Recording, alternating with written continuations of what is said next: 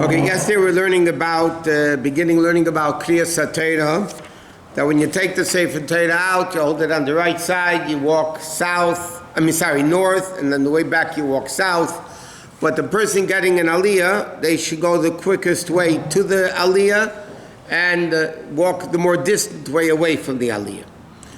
Now, when you open up the Sefer Torah, okay, now also the custom is that when you finish an Aliyah, you don't go down right away, because it shows like you want to run away from the Torah.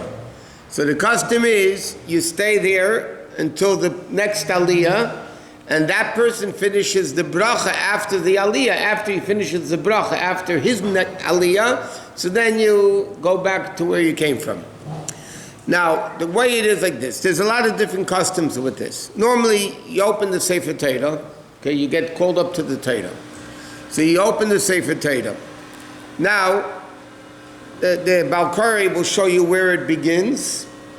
In most places, they only show you where it begins. Our custom is to show where the beginning and ending is. Beginning and ending.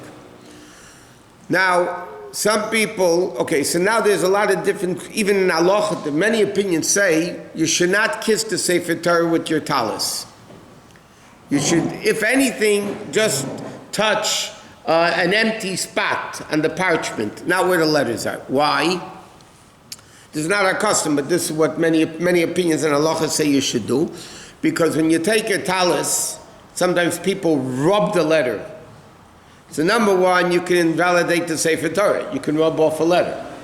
If you're doing it on Shabbos, it's also a question halachically of erasing a letter. So therefore, even according to our custom, where we do touch beginning and end, as we'll soon talk, you just touch it. You don't rub it, because then you're going to disqualify the letter by rubbing it out. You know, especially if a Sefer Torah is old, you can rub it, firmly with your talis, and you can do it. So therefore, you just touch. Our custom is the beginning and back to the beginning. Okay, and then now many people, if you ever notice, will keep the Sefer Torah open. Number one, many people won't touch the place anyway. You show them where the place is, they'll keep the Sefer Torah open. They're opening, they close their eyes and they make Baruch Hashem Amveirach, Baruch Hashem, that whole thing. Our custom is, again, touch when you get called up. Touch beginning and beginning, close the Sefer Torah. Now, when you close the Sefer Torah, do you hold the Eitz Chaim, the wooden part of the handles of the Sefer Torah, which are called Eitz Chaim or Atzei Chaim?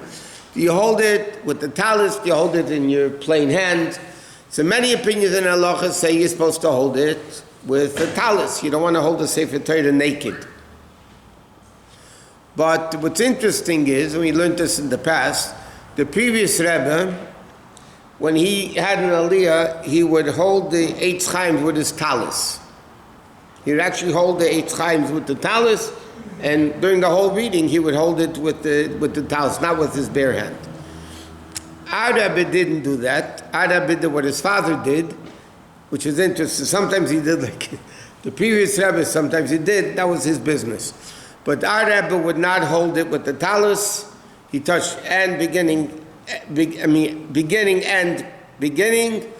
close the Sefer Torah, he held on to it with his hand. You turn your face a little bit to the right, and you say, Baruch Hashem Amveirach, not a lot like this, you turn your face slightly to the right, and you make the bracha, Baruch Hashem Amveirach, and then the same thing with the second bracha. Again, different customs, even in Chabad. What used to be the Rebbe would touch the end and beginning and then kiss it and make a bracha. Sometimes the Rebbe would touch end, beginning, end again, whatever you do, you touch beginning and end, and then you kiss it, and then you finish making a bracha. Now, what happens if, by mistake, let's say this morning's kriya was Parshas Va'era. Okay? What happened by mistake? They called you up to the Aliyah, but the Sefer Torah was the next Parsha, or the earlier Parsha, or was in the wrong place. Okay? Now they called you up to the Torah, you made the bracha on that place that you touched, and then the guy opens the Torah, he's about to lay, and he realizes it's the wrong place. It's the wrong place. So what do? So halacha says like this. If the correct place was open, in other words, when they showed you the wrong place, was the right place open, you just touched the wrong column, then you don't have to make the brachas again. But if it wasn't open, in other words, like it's a whole parsha away, it could be 6, 8 columns, and you only open it 3, then the din is you have to remake the bracha. But you're only supposed to say, you don't say Baruch Hashem Amveirach again. You just say the bracha Baruch Atah Hashem Elokeinu Melech Asher Baruch Rabbonim Lubavitch. Okay? In fact, there was a story, I was there when it happened. A Rav, got called up to Kohen, and he did the thing, and then the Chazan, the Balkari opened the Sefer Torah, and he realized it was the wrong parsha. So the Rav said again, Baruch Hashem Amveirach.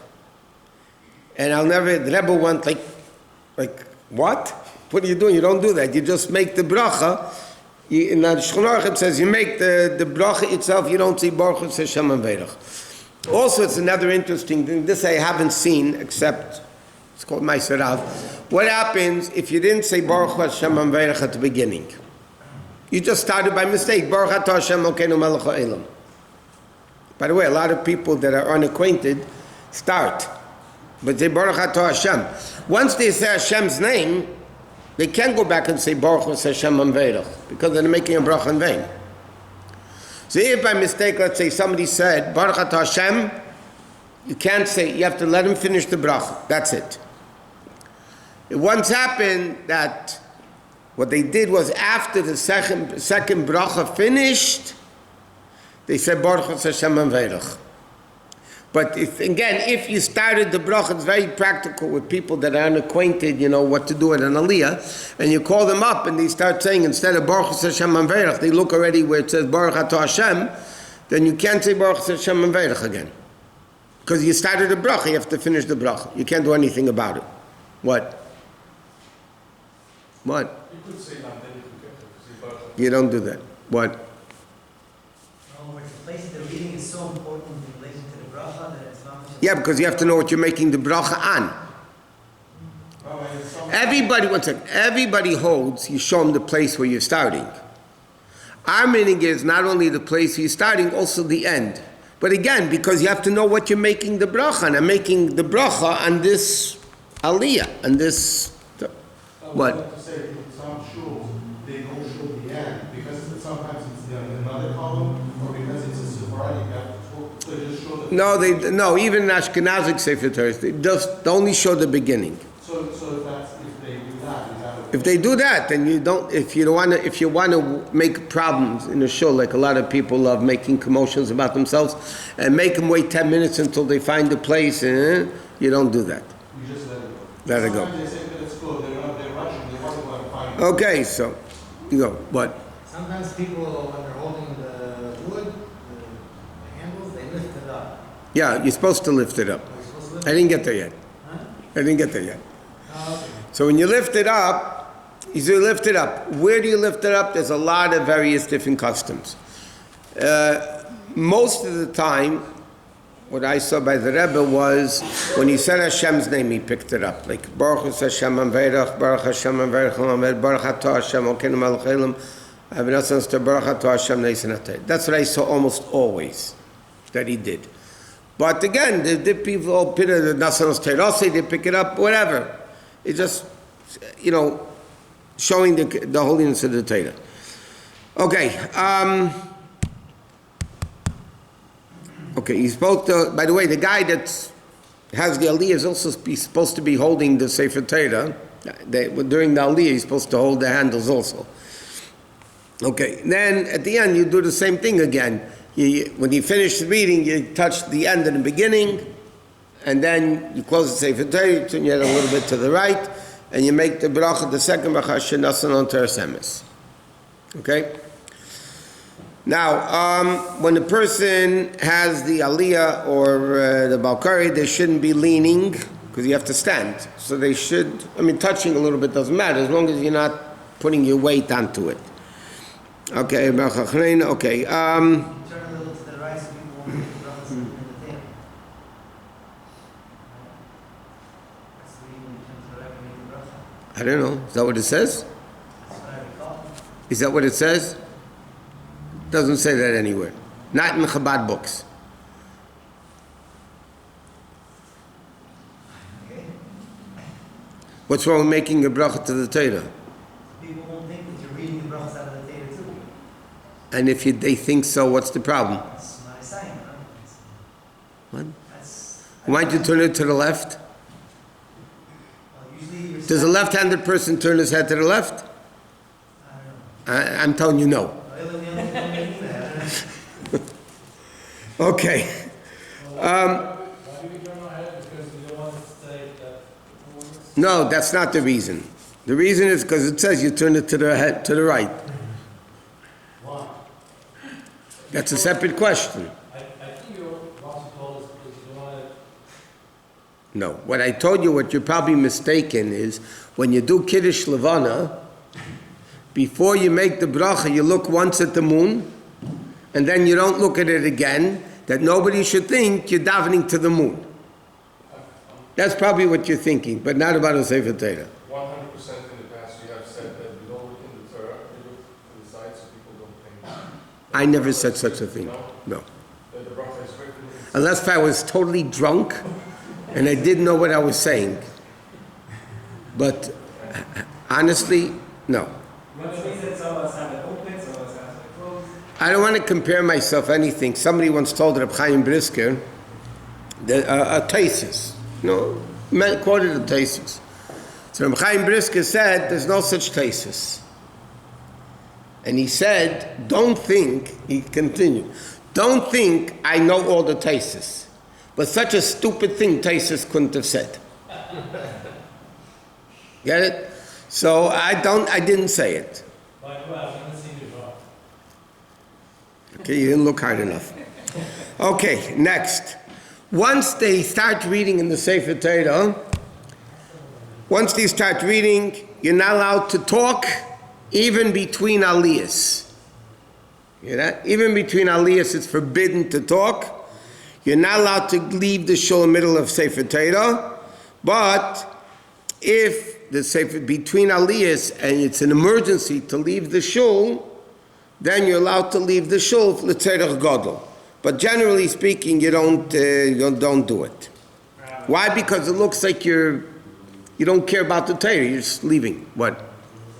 What if you're here in the first Indian and you listen to the Torah, and then you start reading it when you're finished, and you could leave at that time?